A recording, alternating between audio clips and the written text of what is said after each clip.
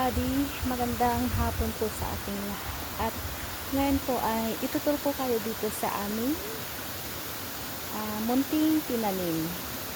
At ayan guys, ito na guys yung tinanim ko na sayote.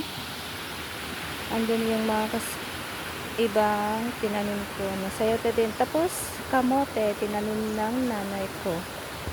At bukid, yan. Tara dun sa taas, ito po ay tinanim ng aking kuya, repolyo. At saka kamatis, tinanim niya din, yan. At yung mga siningit namin na mga talong, ito. Dami. Tapos yung upo doon, ito po ay upo, pero grabe, kinain ng mga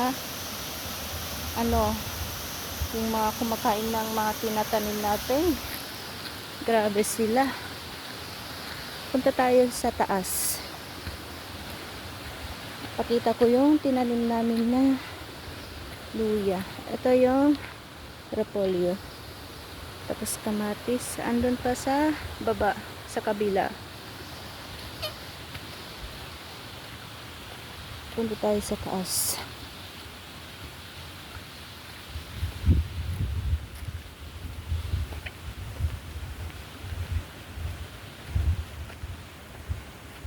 Dito pa yung mga repolyo.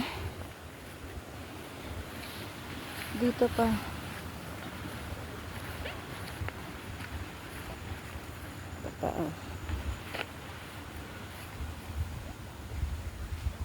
Mga galyang, gabi, tapos talong. Dito yung dinanim namin na luya. Malapit nang ma-harvest to. Kasi natatanggal na yung dahon nila. Ito pa yung mga talong, upo, tapos okra.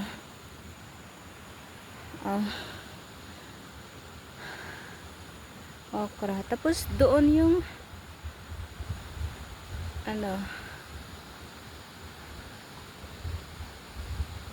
tataniman ko ng mga sardinas.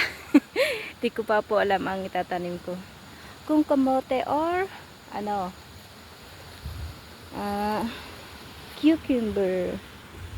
Dito nagtanim ako dito ng galyang sa amin, tawag namin dito galyang. Ito pa po. Tapos ipakita ko yung sinimilya ko na pechay dito. Punta tayo dun.